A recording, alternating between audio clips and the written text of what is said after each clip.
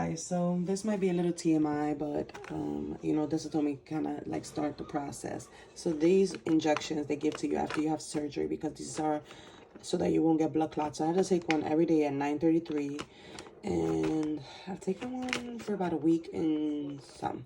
So this right here, she had bought me this. They gave me this. And what happens is when you are under anesthesia for about 4 hours, your body is shut down. So now your body has to start working up again. So she bought this, and I started taking this like 3 days after, I think. Or did I start using the bathroom 3 days after? I started taking this the first day of when I was operated. They had like a catheter in me. So the second day they took it out. I started peeing on my own. And then like, in order for me to be released from the hospital, you have to pass gas. So they don't really say poop, but pass gas. So I did start passing gas on the 4th day. And that was a good sign that my body started to wake up. And then this just helps so that you can start using the bathroom. Now, if you take too much of it, you'll go to the bathroom regular for like 2 times, and then your body will start flowing like water. So then these are for gas relief, which I haven't taken these. I only took it twice, I think I took it twice. No, I took it, yeah, twice. Two days. 2 days, because you're only allowed to take 2. They did give me oxycodone and Tylenol, but I stopped taking the oxycodone because it makes me sick. I'm kind of sick to like, yeah, I look crazy. So I get kind of sick to like certain medications that are narcotics that are too strong for my stomach, like Percocets and Tylenol with codeine and oxycodone is especially like oxycodone. You feel like you can't breathe, you start to feel dizzy, you start to feel nauseated. So I just stopped taking them, and I just take Tylenol regular. And then the Percocet I took one time, and I just felt like something was wrong. Like I started feeling real sick, I started sweating, and I just couldn't take that. So I'm going to show you my incisions. I'm going to show you like what is going on with my body. I am healing pretty quick, but there's a lot of changes that happen, like the way my stomach looks, or, am I happy that the cancer was removed? Yes, but now I have to go through chemo, and first I have to see a fertility doctor. They have to remove my eggs, and then I have to go through chemo, and then possibly another operation where they give me a full hysterectomy and remove everything, because I do have a genetic trait. My grandmother had ovarian cancer, so I think due to the results that come back, or even if they come back like, oh, well, you don't have this, the fact that I had cancer in my left ovary, I would just remove everything that is left there, so that I could avoid having that. But I'm going to do a test, which is called the BRCA gene. And the BRCA gene tests for cancers that are genetic, or, I'm not too keen or knowing too much about it, but I know it's like they test you for certain cancers that you could possibly have in the future, or, that you're prone to having because of genetic reasons. I don't know if that's all right, but I know that's the reason why we're doing the BRCA gene. My grandmother had it. My aunt actually is going through the same thing I'm going through, but she's a little older. She's like 60 something. So, that's like some of the stuff. I'm going to put up, I've been like lacking. I don't want to, haven't been feeling myself for a long time. And I think when I had that cancer in there, it was spewing out a lot of hormones that were causing me to be depressed. You can feel depressed for other reasons, but I think it was intensifying it. But I'm just going to show you my incisions, and, it's TMI, but it's for women. That I just hope that it encourages other women to, don't just accept what a doctor tells you, get help. Some people are not always right. I went to the doctor, I got tests done. Everything was good. and I told her, no, I've had issues since I was like 19 years old with bad menstrual periods. So they've always told me, like, I went and got an MRI done. I think, no, I got a histosalpingogram, which is where they insert some liquid. They put like a rod inside of your uterus, and then they insert some liquid, and then the liquid just flows to see where, like, if there's a blockage or where does it go. So I got that done when I was like 19 years old. And they showed a blockage.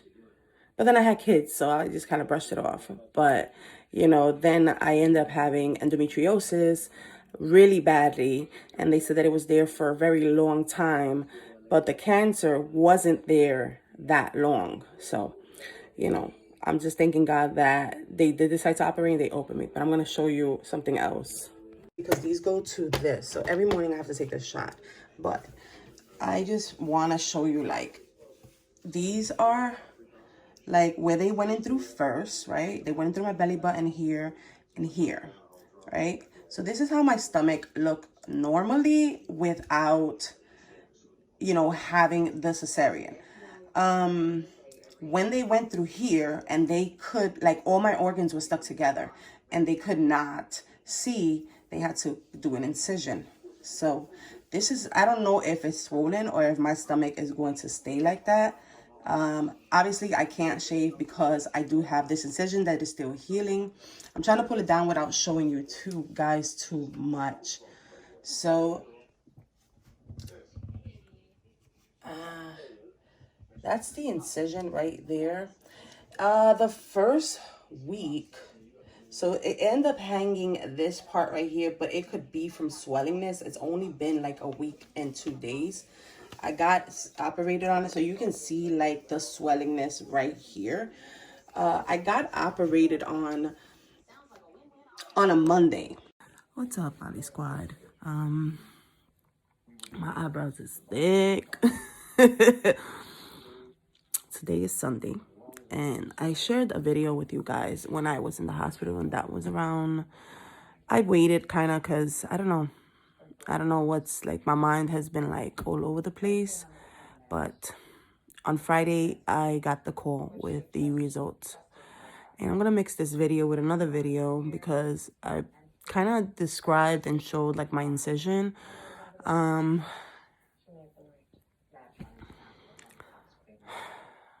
I got the call on Friday, and the doctor, they're really good doctors, and they knew like already what it was just by eyeing it.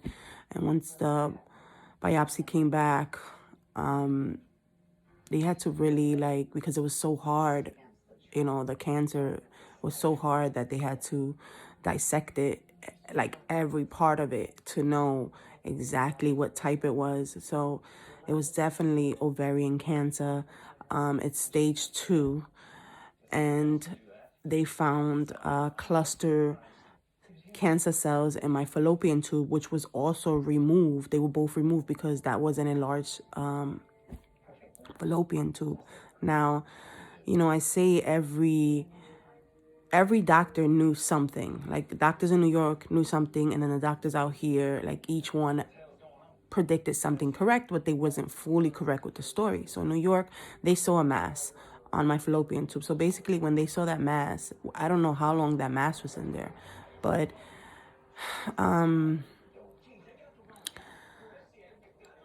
that mass had cancer cells, but they weren't too sure. Like, that's why they needed me to go see an infertility doctor to see if it was correct that mass had cancer, that was a mass in there.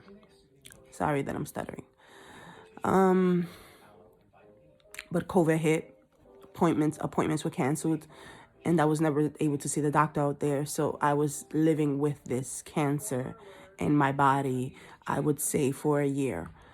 Now I have a genetic, my grandmother had ovarian cancer. I have an aunt right now that she's going through this. She's on stage 1 ovarian cancer.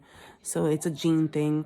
When I was told on Friday, I broke down because I'm like, yeah, I'm here worried about like the wrong things. Like, are they going to be able, like, what's going on with the right side? Are they going to be able to save my eggs? Like, what, and it's It's very scary because cancer is a very scary word. Cancer and HIV are two very scary words. And knowing that you have that is very scary because your thoughts are, am I going to die? What am I going to go through? Like, I'm just like, I have 50 million thoughts. Right now, I have 50 million thoughts. And I try not to feel bad or feel upset because I'm just lucky they caught it on time, with God and persistence. Like, I'm just lucky. So, they pushed my appointment up. I was supposed to see the doctor on the 20th of this month. And so she's like, I can give you an appointment for Tuesday. Push it up so you can see the doctor because we have to start with a plan. So I don't know what that plan is. And it's like, how is it that you got to be in quarantine with cancer or fighting to make sure that the rest of your body doesn't get exposed? Because they don't know what the right side looked like. They were more focused on the left side. So they did look at my abdomen. My abdomen was pretty clean. They did partial cleaning from the endometriosis on the left side to separate the colon and any other organ that was attached. I don't know where to think. I'm trying to stay distracted. I'm trying to be strong, and I'm just trying to be strong for my kids. And, they don't understand what's going on. But, once I told Odessa, I can't keep hiding this information because they're going to see me sick. They're going to see me going through something. And, they need to know. And she's like, let's get the plan in check first. And then we can talk to them.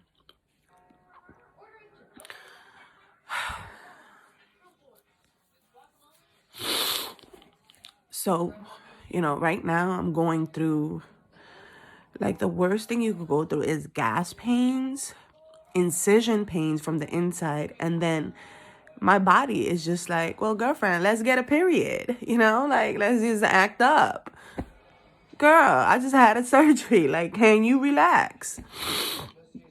But maybe it's a good sign that my body is functioning well, some people, within 2 weeks, their body is not functioning well. But my body automatically started, charging back up and acting. I go out and about and I do things and I try to be strong. The doctors, they saw me 2 days after walking around and doing things. And I'm just like, I can't just sit here because I know that I'm going to have to go through chemo. I know this is what I have to do and I can't just sit here and take it. So, I just wanted to give you guys an update. I also wanted to give you an update on my incision. I do have bruising in my pelvic area because on the outside, because I guess they were pulling and trying to see. I have bruising on the right side. The incision is healed on the outside, but on the inside, I could still feel the pulling and tightening and the way my stomach was left because of, the muscle. They cut through the muscle, obviously, because I didn't have my stomach like that before or my area like that before. But I'm going to give you guys a glimpse of what it looks like. But, I show you this not to scare anybody, but just to come to reality in terms that anybody, young or old, you can go through this, and being neglected by doctors, it's not right, and you have to find the right doctors and you have to keep pushing because if you know that there's something wrong with your body, listen to your body. All I kept saying to myself is I'm 37. I'm just 37. And every doctor that came in here was like, you're so young. And I didn't think I was young. I thought I was like, oh, I'm getting old, you know, like I need to hurry up and have children. Like if I'm going to have more kids, I just need to hurry up and do it because I'm getting too old. But they was like, you're so young, you know, and I guess they've never experienced seeing someone like me this young going through something like this because all tests came back normal. I don't know, but I'm just thankful to God that he was able to free up the slot, make sure that they focus on me. He was able to continue pushing me to being persistent and them finding it, because I feel like if I would have waited another 2 years by listening to other doctors, I would have had stage 4 cancer. There would have been no way to help me. It could have spread. It could have burst. Who knows? So it could have spread more than what it was. And that's another thing that scares me, because it was already in the fallopian tube. So I don't know if that's where it started and then it ended up in the ovaries. And I'm just hoping that that's what happened. But they did a biopsy on my uterus, and the biopsy came back negative. Now, tests aren't always 100, and that's what we need to understand. They're not always 100. You know, and this is why, like, if you're a nurse, if you're a doctor, always understand that just because you have a degree and it says I'm something, that doesn't mean that your answer is always correct. That doesn't mean that the exam that you did is always correct. And it's always better to be safe than sorry to do the extra work, because it's not you that's going through this. It's the patient. In your job as a doctor, when you became a doctor, you signed, and when you became a nurse, or when you became anything that has to do in the medical field, you signed up to make sure that this patient gets the quality of care, regardless of insurance or not insurance. These are human beings, and you signed up to make sure that they get the best quality care. So anybody that is watching this, don't ever disregard a patient. Don't ever think that they are doing too much that annoys you. Because at the end of the day, a lot of the patients know what their body is. They know what's going on. You don't know their body. And just because you got a degree doesn't make you the professional. Doesn't make you the all and be all. You know who's the all and be all? God is. God will make that decision. Whether you believe or not, there is a higher power, and he will decide what is and what isn't. So guys, enough talking, because I could keep going on, but I'm going to show you guys my incision, and it's a little gross. TMI, if you don't want to watch it, don't watch it, but it's important that you guys see, like, this is not fake. This is real. This is what I'm going through. And I choose to share because I think about other women. I think about other people. And I love other people. And I don't want nobody ever going through what I'm going through. All right, guys. So this is what it looks like, right? So this is the incision right here. I'm trying not to show. I did shave this time, so y'all ain't have to see my pubic hairs. But it started all the way from here. And it was removed from the left side, from right here. I did end up with bruising right here. And, you know, I'm not too happy with this, but I'm alive. And, you know, skin is just skin. This can tell you that my muscle was cut. And so this is, because up here, you can see that this is where my stomach was soft at. But down here, this wasn't like this. So this tells you that the muscle was cut. And that's why this is in this way. You know, I'm not embarrassed or ashamed because something was taken out of me. But I'm very proud that I'm alive and thankful to God. But, you know, my incision healed pretty good on the outside. I'm still healing from the inside.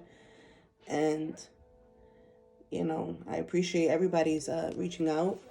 My stomach, for the most part, is, you know, pretty flat. I do have stretch marks because it's a genetic thing as well. And I had 3 kids, but 3 big kids. But, you know, I want to thank you guys for supporting me. And I want you to know that this is me making awareness to most women for ovarian cancer. 1 year, I believe 1 year, stage 2. And, you know, this is just the beginning. I have a long, long fight ahead of me. And I know God is guiding me. And I want you guys to know that you have to keep pushing. Don't let it knock you down. Don't let it win you over. And just the same way I'm going to have days that I'm going to feel sick. And I will be keeping you updated and recording. You know, I don't know if they're going to give me cancer pills or if they're going to put me, you know, on a machine with an IV to get the chemo. Like, I don't know. There's so many different things now that I don't know exactly what they're going to do. But I have a great team that's working with me, and it's a team of women, and I love it because I always think about like women empowerment and women doing great things. And these women were very gentle and loving with me, even in the hospital. Like, everybody attended to me very well. But I want to thank you guys for the ones that have been here since day one, since my other channel.